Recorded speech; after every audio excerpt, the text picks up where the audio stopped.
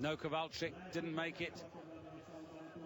Marit Bjoergen, Justina Kowalczyk, they won 14 of the last 16 sprints held in classic style. Well, Juha Meto, the legend of cross-country skiing from mid-70s through to mid-80s. I've raced against this guy. He's 6'8", and I'm barely over 5'6".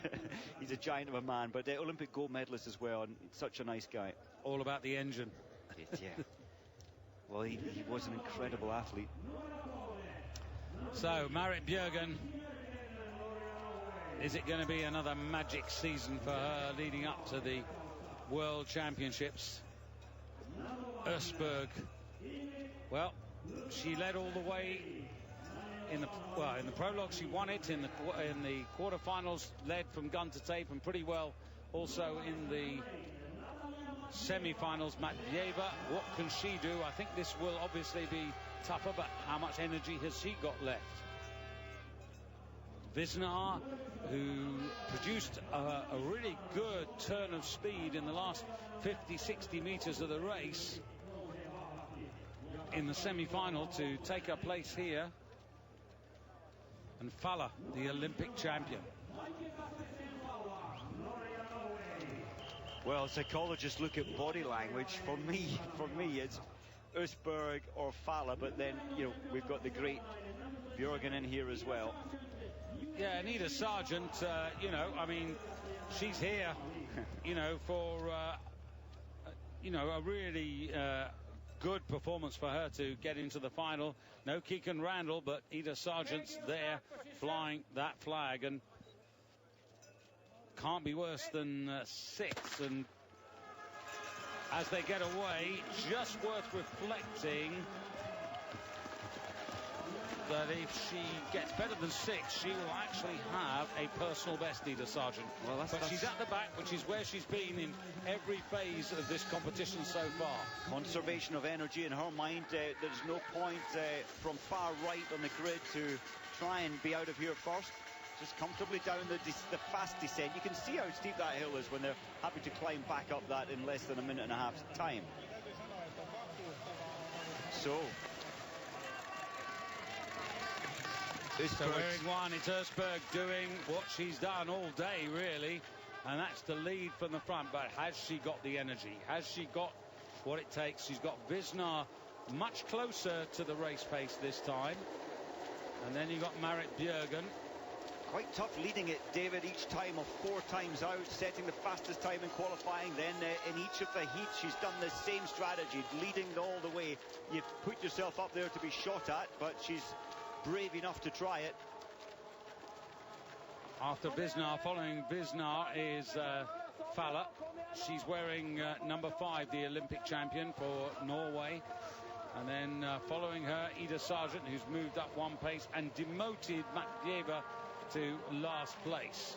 And they're getting a little spread out down here. It's a fearsome pace. Oestberg is so focused on winning this. Bjoergen's skis all day have been great.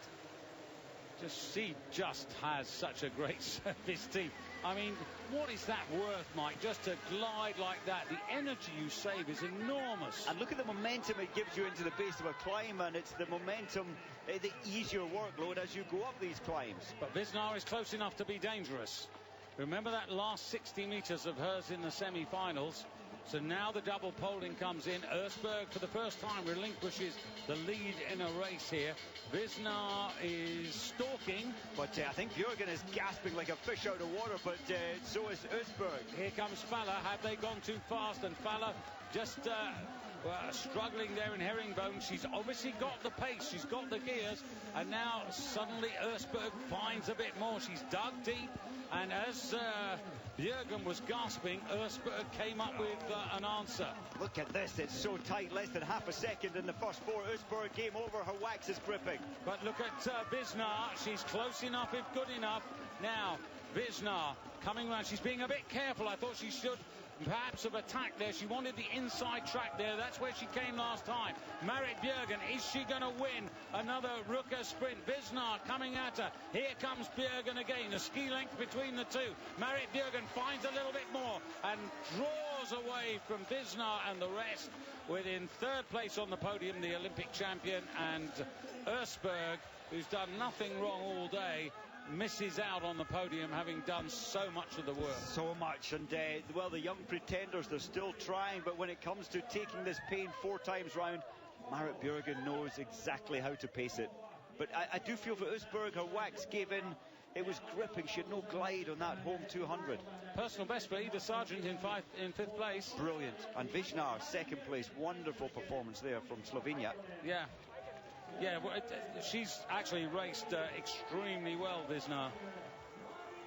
Visnar, what was she, 8th in the Olympic sprint, 8th or 9th? Just actually trying to catch up with her at the moment, Visnar. Yes, Olympics sprint final, 9th position.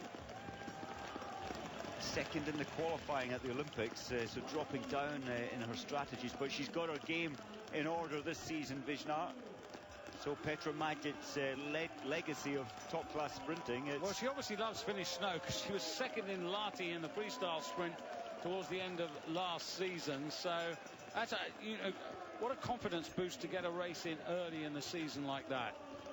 Wonderful, wonderful. And I know you were talking about the fact that the light's fading and it gets dark, and it does have an effect on people. But actually, when you come up here, you actually really just focus on the competition ahead. You do your planning, you do your preparation. You don't really worry about it, and then you're back into the hotel. Of course, and when you look at the terrain around here, all it is cross-country skiing with night lights, because you need that for your putting in your distance sessions into the evenings. And rightly, the women here having a stadium lap of honour to enjoy themselves. That's nothing surprising for Marit Bjoergen, but she's pretty delighted to get win number 1 in the first World Cup race of the new season. Well done her.